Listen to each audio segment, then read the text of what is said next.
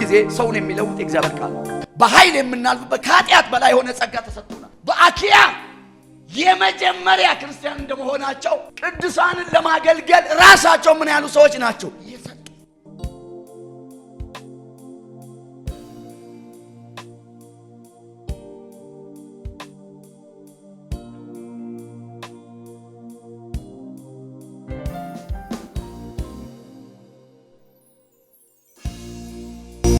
በአንደኛ ቆሮንቶስ ምዕራፍ 16 ከቁጥር 15 ጀምሮ አንድ ሐሳብ አብረን እናያለን። በክርስቶስ ኢየሱስ ስም አነባለሁ። ወንድሞች ሆይ የእስጢፋኖስ ቤተሰቦች በአኪያ በኩራት እንደሆኑ ቅዱሳንንም ለማገልገል ራሳቸው እንደሰጡ ታውቃላችሁ። እንደ እነርሱ ላሉት አብሮ ለሚሰራ ለሚደክም ሁሉ እናንተም እንድትገዙ እለምናችኋለሁ። ቁጥር 17 በእስጢፋኖስና በፈርኖዶትስ በአኪያስም በመምጣት ደስ ይለኛል። እናንተ ስለሌላችሁ የጎደለኝን ፈጽመዋል፣ መንፈሴንና መንፈሳችሁን አሳርፈዋል። እንግዲህ እንደነዚህ ያሉትን እንወቃቸው ይላል። አሁን ያነበብኩላችሁ ቃል በአንደኛ ቆሮንቶስ ምዕራፍ 16 ከቁጥር 15 ጀምሮ ስለ አንድ ቤተሰብ ነው የሚናገረው። ወይም ደግሞ ከእስጢፋኖስ ሕይወት ምን እንማራለን የሚል ነውና ሕይወቱ አለ፣ ቤተሰቡ አለ። የሱን ሕይወት መጀመሪያ በሱ ሕይወት ውስጥ እግዚአብሔር የሰራውን ወይም ደግሞ የተደረገ ከአንድ ሰው ግለሰብ ሕይወት እግዚአብሔር ያስተምረናል። ኢየሱስ ክርስቶስ አንዳንድ ጊዜ ደቀ መዛሙርቶቹን በምሳሌ ሲናገራቸው ለትምህርታቸው ይሆን ዘንድ ብዙ ነገር ሲናገር እናያለን። እኛም እንደ ሞዴል የምናየው ክርስቶስ ኢየሱስ ጌታ አምላካችን አለ። እንደዚሁም ደግሞ ጌታን የሚከተሉ ሰዎች አርያቸውን እንድንከተል ዱካቸውን እንድንከተል በኑሮ እንኳን እነሱን እንድንመስል የእግዚአብሔር ቃል የሚያበረታታን ሰዎች አሉ እና ምሳሌዋቸው እንኳን የሚለን ሰው አለ። እንደገና እወቁ የሚሏቸው ሰዎች አሉ። አክብሯቸው ደግሞ የሚለን ነገር አለ እና እንደውም በማገልገል የሚደክሙትንም ይላል ለነዚህ እጥፍ ክብር ሁሉ ይገባቸዋል የሚል ነገር አለ እና እጥፍ ክብር የሚገባቸው ሰዎች እንድናውቃቸው እግዚአብሔር የሚፈልጋቸው ሰዎች፣ እንድናከብራቸው እግዚአብሔር የምንፈልጋቸው ሰዎች፣ እንድንመስላቸው ደግሞ የምንፈልጋቸው ሰዎች እግዚአብሔር ቃል ይናገራል። ለዚህ ነው ጳውሎስ በሌላ ስፍራም ከኔ እንኳን የተማራችሁትን በኔ ሕይወት ያያችሁትን ከኔ የተቀበላችሁትን ያንን አድርጉ ይላቸዋል። ሰው ሁሉ ጊዜ ለውጥን የሚፈልግ ሰው ከእግዚአብሔር ዘንድ መለወጥን የሚፈልግ ሰው በክርስትና ሕይወቱና እግዚአብሔርን በመምሰል ዕለት ዕለት ተለውጠው መኖር የሚፈልግ ሰው ሁሉ ጊዜ ሰውን የሚለውጥ የእግዚአብሔር ቃል ነው። የእግዚአብሔር ቃል ሰውን ካልለወጠ ሰው ሊለወጥ አይችልም። ይሄ ሕያው የሆነ የእግዚአብሔር ቃል ሰውን ይለውጣል። ሰው ደግሞ ይሄን ቃል የማይቀበል ሰው ሊለወጥም አይችልም። ለውጥ በምንም አይመጣም። ሰው ማረሚያ ይገባል ባህሪ ለውጥ እንዲያመጣ። ብዙ ጊዜ ማረሚያ ገብቶ ጨካኝ ሆኖ ይወጣል። ይሄ ቃል ግን ይቀይራል። እስቲ በደንብ አሜን በሉ። የሚገርሙ ነገር ይሄን ቃል የሰሙ ሰዎች አተረፉ። የሰሙ ሰዎች የተቀበሉ ሰዎች በሕይወታቸው ታሪካቸው ተቀይረዋል። የተቀበሉት ቃሉን የተቀበሉ አምኖ የተቀበሉ ሰዎች ታሪካቸው ተቀይረዋል።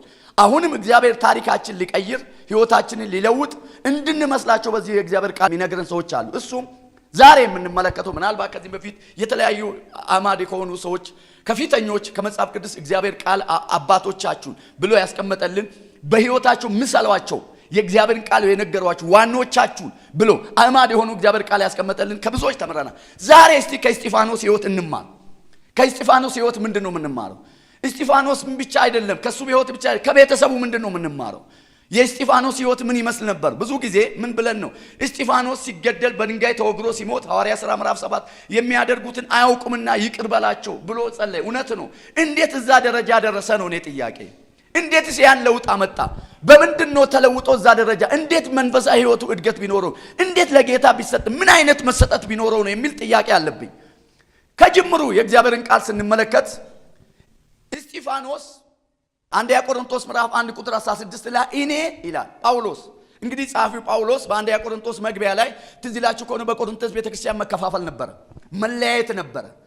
ስለዚህ ብልጫን ያወሩ ነበር። እድገት ስላልነበራቸው ለውጥ ስላልነበራቸው በጸጋ ስጦታ ከፍ ያለ ነገር ከሌላው ለመብለጥ የተሻለ ነገር ለማሳየት በጣም ክርክር ነበር። ስጋውያን ስለሆኑ ይላል። ስጋውያን ስለሆኑ እዛው አንደኛ ቆሮንቶስ ምዕራፍ 1 ከ11 ጀምሮ እስከ 16 ስታመጡ ከቀሎዬ ቤተሰብ የሰማው ነገር ነበር። በመካከላቸው መከፋፈል እንዳለ ሰማው አለ ጳውሎስ ለቆሮንቶስ ሰዎች። ስሰማ መከፋፈል አለ። መከፋፈሉን ደግሞ ያመጣው ያለ ማደግ ጠንቅ ነው አለ። የእግዚአብሔርን ቃል በጥልቀት ያለ ማወቅ ነው አለ። ሰው የእግዚአብሔርን ቃል በጥልቀት ካላወቀ ለኃጢአት ተሸናፊ ይሆናል። ጸጋ የእግዚአብሔር ጸጋ በሕይወቱ ላይ አይገለጥም። የእግዚአብሔር ጸጋ በሕይወቱ አይሰራም፣ ፈንክሽናል አያደርግም፣ ለውጥ አያመጣም፣ ታድሶን አያመጣም። ዕለት ዕለት ባለበት ይረግጣል ማለት ነው። ነፍሱ እየተጨነቀ በሲቃ ይኖራል ማለት ነው። ከሆነ ነገር ውስጥ መውጣት ያቀ ለዚህ ነው የሚረዳ ጸጋ ይላል፣ የሚያግዝ ጸጋ ይላል፣ የሚያድን ጸጋ ይላል። ስለዚህ ጸጋን ተቀብለናል። ከእግዚአብሔር ጸጋ እንዳይጎደለብን አልጎደለብን። እንዴት? እንደ እግዚአብሔር ቃል ስንኖርና እንደ እግዚአብሔር እውነት ስንመላለስ ጸጋው ይረዳናል። ክብር ለእግዚአብሔር ይሁን። ለዚህ ነው ለእናንተ ሁሉን የሚያስችል ጸጋ ምን ብሏል? ተሰጥቷቸዋል።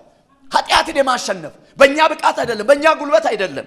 ኃጢአትን የማሸነፍ ኃጢአትን ጥሶ የማለፍ በኃይል የምናልፍበት ከኃጢአት በላይ የሆነ ጸጋ ተሰጥቶናል። ያ ጸጋ ደግሞ በሕይወታችን የሚሰራው እኛ ለእግዚአብሔር በተሰጠን ቁጥር። ስለዚህ የእግዚአብሔር ቃል ሲናገር ጳውሎስ ተከፋፍለዋል። ከቀሎዌ ቤተሰብ ስሰማለ በቆሮንቶስ ቤተክርስቲያን መከፋፈል አለ አለ። መከፋፈላቸው አንዱ የጳውሎስ ነኝ ይላሉ አለ። ኧረ አለ እኔ ማንንም አላጠመቅኩም ከእስጢፋኖስ ቤተሰቦችና ከጋዮስ ብሎ አንደኛ ሶስተኛው ሰው ነው። ከነዚህ ውጪ ምናልባት አጥምቄም ከሆነ አላቅም። እኔ ደግሞም ለዚህ አልተጠራውም አለ። ምን ማለት ነው? ጥምቀትን ማጣጣል ሳይሆን እኔ ለዚህ አልተጠራውም። እኔ አለ የተጠራሁት ለእንደዚህ ነው ብሎ ዓላማውን ይናገራል። ስለዚህ ጳውሎስ ነኝ የሚሉትም ጤነኛ አይደሉም። ሌላው እኔ ጳውሎስ ነኝ፣ እኔ አጵሎስ ነኝ፣ እኔ ደግሞ የክርስቶስ ነኝ ይላሉ አለ። በእውኑ ክርስቶስ ተከፋፈለን ይላቸዋል። ክርስቶስ እንዲህ ተከፋፈለን። እንዴት ነው የተማራችሁት? እንዴት ነው የተቀበላችሁት? እኔ እንኳን የለውበትም አለ። የሞተላቸውን ጌታ ይናገራል።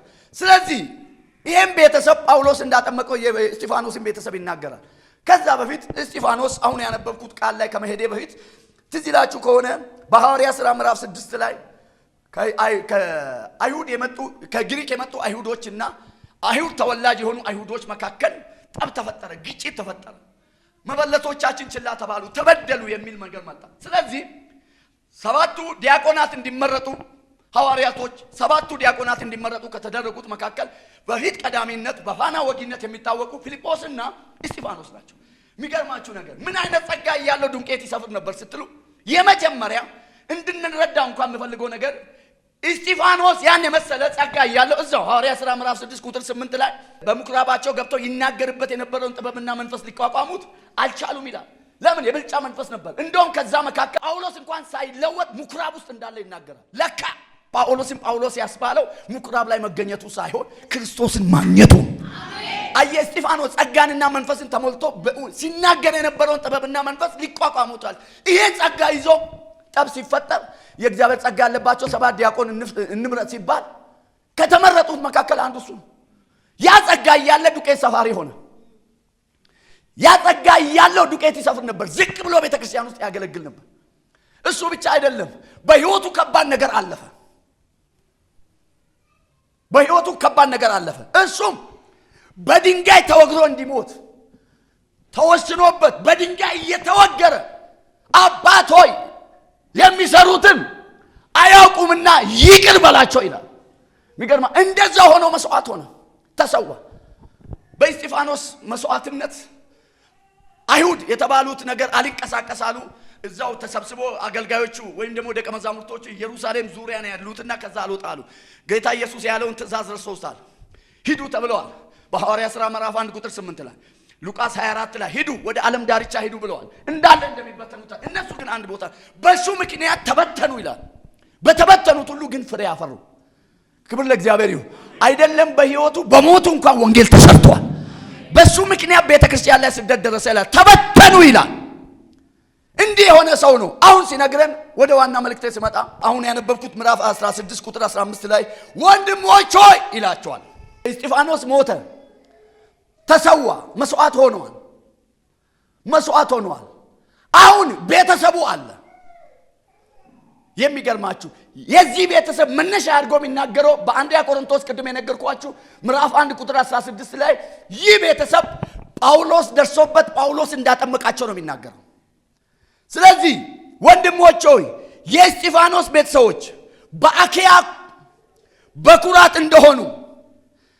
ምን አይነት በኩራት ማለት? የመጀመሪያ የክርስትና ተቀባይ የወንጌል ተቀባይ በአኪያ ወይም በግሪክ የመጀመሪያ እንደሆኑ በኩራት እንደሆኑ ቅዱሳንንም ለማገልገል ራሳቸው ምን ያሉ የሰጡ ይላቸዋል። በአኪያ የመጀመሪያ ክርስቲያን ናቸው። የመጀመሪያ ወንጌል የተቀበሉ ናቸው። እንግዲህ እስጢፋኖስ ከመጀመሪያ ክርስቲያኖች መካከል አንዱ ሲሆን መላ ቤተሰቡ በጌታ አመነ። መላ ቤተሰቡ በጳውሎስ እጅ ተጠመቁ። መላ ቤተሰቡ ደግሞ የመጀመሪያ ክርስቲያን የመላ ቤተሰቡ ሁሉ አገልጋዮች ሆኑ። እግዚአብሔር በዚህ መንፈስ ይባርካቸው። ቅዱሳንን ለማገልገል ራሳቸውን እንዴት እንደሰጡ ታውቃላችሁ ይላቸዋል። ዛሬ መናገር የፈለኩት ከእስጢፋኖስ ሕይወት እና ከቤተሰቡ የምንማረው ነገር ቢኖር ምንድነው ካላችሁ የመጀመሪያው እንደ ፋና ወጊ እንደ መጀመሪያ ክርስቲያን ወንጌልን እንደተቀበሉ ስደትን እንደጠጡ አባታቸው በወንጌል ምክንያት እንደተሰዋ ተወግሮ እንደሞተ የእግዚአብሔር ቃል ይነግረን። የዛኑ ያህል ቤተሰቡ ደግሞ በአኪያ የመጀመሪያ ክርስቲያን እንደመሆናቸው ምን ሆኑ ስትሉ ቅዱሳንን ለማገልገል ራሳቸው ምን ያሉ ሰዎች ናቸው የሰጡ። ራሳቸው ምን ያሉ ሰዎች ናቸው የሰጡ። አንድ ጊዜ አንድ አካባቢ ላይ የሚኖሩ እንስሳቶች ተሰባስበው ሳምንት ተናግሬያለሁ መሰለኝ እና ተሰባስበው ዶሮ፣ በግ ምንድነው ያልኩት ላም ለምን እኛ አብሮ ነው ያሉትን ለምን ድግስ ደግሰን ደስ እናሰኛቸውም ከኛ ጋር ያሉት አንድ አካባቢ የምንኖሩ ተባባሉ። ዶሮ እጃ ወጣች።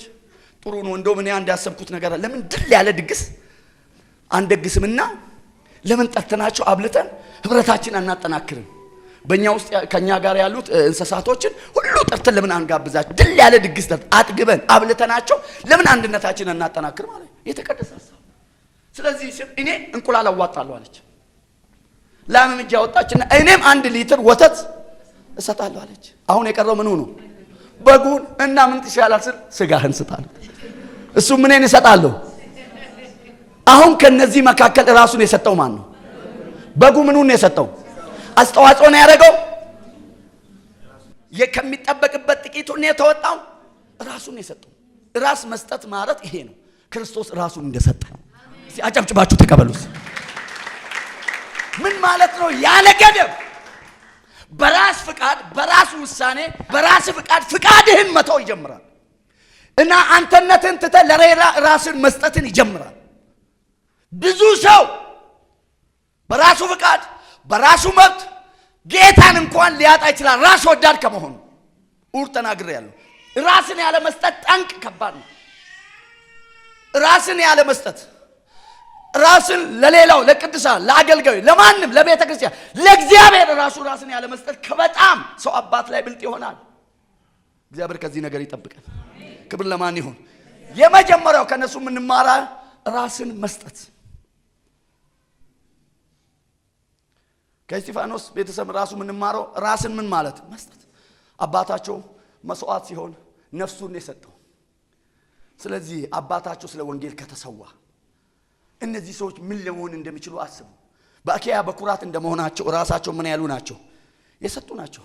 2 ቆሮንቶስ ምዕራፍ 8 ቁጥር 5 አስቀድሞም በእግዚአብሔር ፍቃድ ራሳቸውን ለጌታና ለእኛ ሰጡ።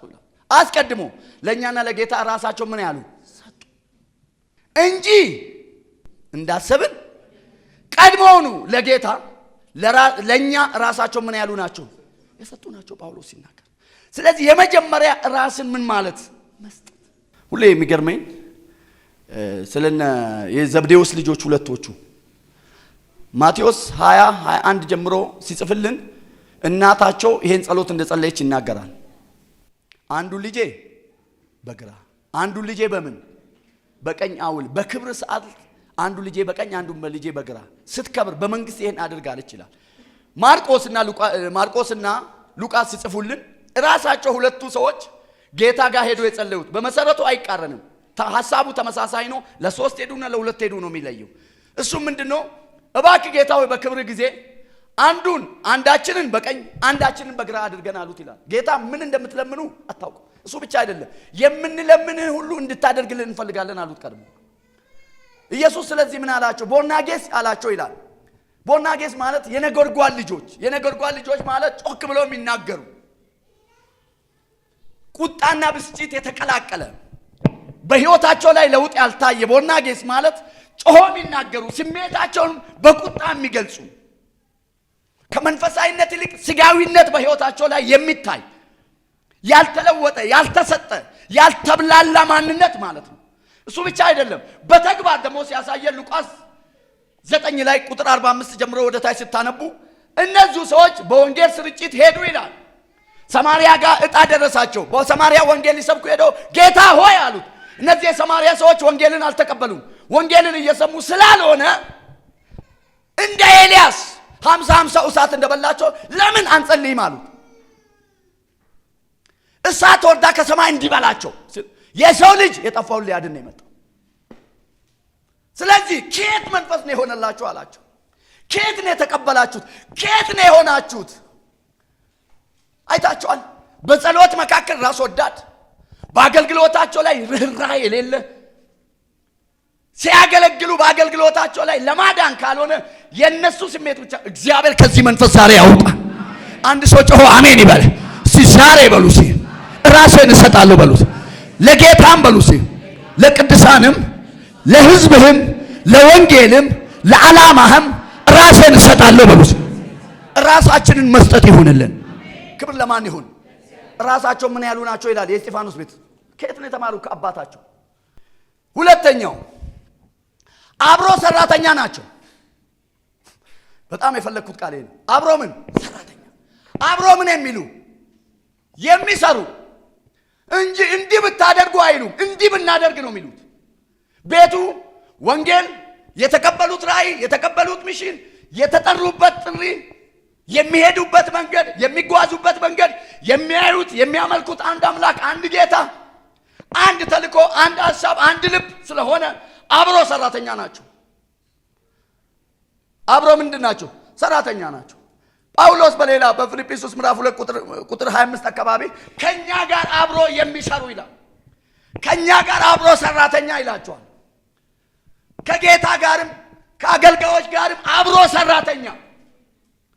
አየህ፣ የመጀመሪያ ከነዚህ ሰዎች የምንማረው ራሳቸውን የሰጡ ስንል ቅዱሳንን ለማገልገል ራሳቸውን የሰጡ ደግሞ አብሮን ምን የሚሉ የሚሰሩ እንደነሱ ላሉት ለሚሰራ ለሚደክም ሁሉ እንድትገዙላቸው ይላል። ሶስተኛ መንፈሳችሁንም ምን የሚሉ የሚያሳርፉ። የእናንተንም ልብ ምን ያሉ ናችሁ? ያሳርፉ። እንደ ቀን መቅደማቸው፣ በአኪያ ቀዳሚ እንደመሆናቸው፣ የወንጌል ተቀባይ እንደመሆናቸው፣ የመጀመሪያ በጳውሎስ እጅ እንደተጠመቁ መሆናቸው፣ አባታቸው ስለ ወንጌል የተሰዋ መስዋዕት የሆነ የተከፈለው ዋጋ የተነሳ ራሳቸውን የሰጡ አብሮ ሰራተኛ የጋራ ነው የሚል ነው። እሱ ብቻ አይደለም፣ መንፈሳችሁንም ያሳርፉ። ለምን? የሚያስፈልገንን እናንተ በሌላችሁ ጊዜ የጎደለንን የሞሉልን ናቸው። ጥቂት ሆነው ጥቂት ቤተሰብ አንድ ቤተሰብ ሆነው የሕዝብን ይሸፍናሉ። ዓላማው ስለገባቸው፣ ተልእኮ ስለገባቸው መንፈሳችሁንም ልባችሁንም የሚያሳርፉ ናችሁ ይላል። አሁን ማን ነው እውነት ሰው ልብ የሚያሳርፍ? ማን ነው መንፈስ የሚያሳርፍ? ማን ነው አብሮ ሰራተኛ? ማን ነው ራሱን የሰጠው? በጥቂት ቅይማት አድራሻ ምን ቀይር አልተመቸኝም በሚል ወጥቶ መሄድ ያለ መታገስ። ሰው ከእናቱ ቤት እኮ ቦርሳ ይዞ አይወጣም። ቅጣት ተቀብሎ ነው የሚቀጥለው እንጂ እርማት ተቀብሎ ነው እንጂ የሚቀጥለው ግሳጼ ተቀብሎ ነው እንጂ ራስ መስጠት ከዚህ ይጀምራል። አየህ፣ አሁን በጥቂቱ ነገር ወደ ባሻውናል፣ ይከፋናል፣ እንሰበራለን፣ እንሰናከላለን። ሁልጊዜም ወደው ቃል አለ። ዮሐንስ ወንጌል ምዕራፍ 19 ቁጥር 31 ላይ ስለ ኢየሱስ ሲናገር ኢየሱስ ክርስቶስ በሁለት ወንበዴዎች መካከል እንደተሰቀለ ይናገራል። መጽሐፍ ቅዱስ ሲናገር ፋሲካ ስለነበረ ነገ በሚባለው ቀን ስጋው በድኑ መስቀል ላይ ምድር መንካት ስለሌለበት ምድር ከነካች ይረክሳል የሚል ምልከታ ስላላቸው አይሁዶች ቀድሞውኑ ፋሲካ ሳይደርስ ምድር እንዳትረክስ የተሰቀሉትን ወንበዴዎቹንም ኢየሱስንም ጭናቸውን ሰብሮ እንዲያወርዷቸው ጲላጦስ ትእዛዝ አወጣ። ሄሮድስ ትእዛዝ ሰጠ። ስለዚህ ቀጥታ ወደ ኢየሱስ ሲሄዱ ሲያዩት ቀድሞውኑ ምን ብለዋል? ሞቷል። አየህ፣ ስለሞተ የኢየሱስን ጭን አልሰበሩትም። ይልቅስ መዝሙር 20 ላይ ስለተጻፈ የወጉት ያዩታል እንደተባለ ሲወጉት ውሃና ደም ወጣ ይላል። አየህ፣ ቀድሞ ስለሞተ ኢየሱስን ጭኑን አልሰበሩትም። ፈቅዶና ወዶ ነፍሴ ጌታ ሆይ ነፍሴን ተቀበላት ራሱን ሰጠ ይላል። ራሱን የሰጠ ሰው እንዴት? ሬሳ እኮ የሞተ እኮ መብት የለውም። ሲፈልግ ቡልቡላ ቀበረው፣ ሲፈልግ አቃጥለው። አንድም ቀን ተነስቶ ኧረ አታንገጫቅጡኝ ያለ ሬሳ አይደለም። ሳጥን ቀይሩልኝ ያለ ሬሳ፣ ለቡ አትውሰዱኝ ሩቅ ነው ያለ ሬሳ የለም። ዮሴፍ አትቅበሩኝ ድሆች ናቸው እኔ ባለጸጋ ነኝ ያለ ሬሳ የለም። ለምን ብትሉ ቀድሞውኑ ምን ስላለ? ቅዱሳን ክርስቲያን እኛ ሞተናል። ኧረ በደንብ አሜን በሉ። መምታት አንችልም። ለመብታችን መሟገት አንችልም።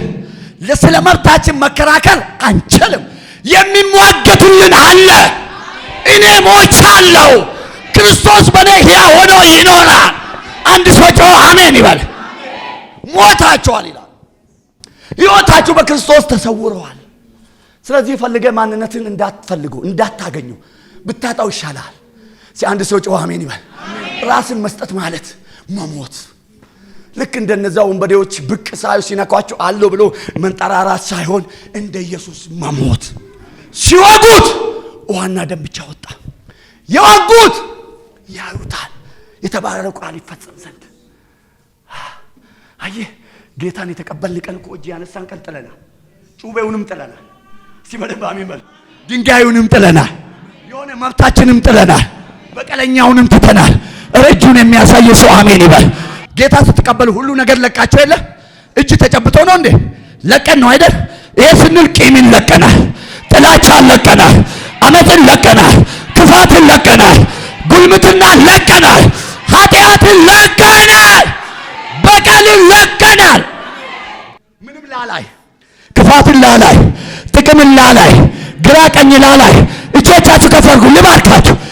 ጌታን እንደተቀበላችሁ መብታችሁን እንደጣላችሁ ዛሬ መውደቅ የሚገባው ነገር ይውደቅ። እጃችሁ ላይ ጌታ ብቻ ይቀመጥ። እንደተማረከ ሰው እግዚአብሔር ያርጋችሁ። ጌታ ሆይ በሉ። እጄን ዘርግቼ እንደተቀበልኩ ዛሬ ለራሴ ምንም ነገር እንዳላስብ ከዚህ በኋላ መውደቅ የሚገባው ከላይ ላይ ይውደቅ። እጄ ላይ በደል፣ ኃጢአት፣ የሰው እንባ፣ ግፍ በቤቴ በኑሮዬ ለዘላለም አይሁንብኝ በሉ። ለዚህ ጌታ ክብር ስጡ።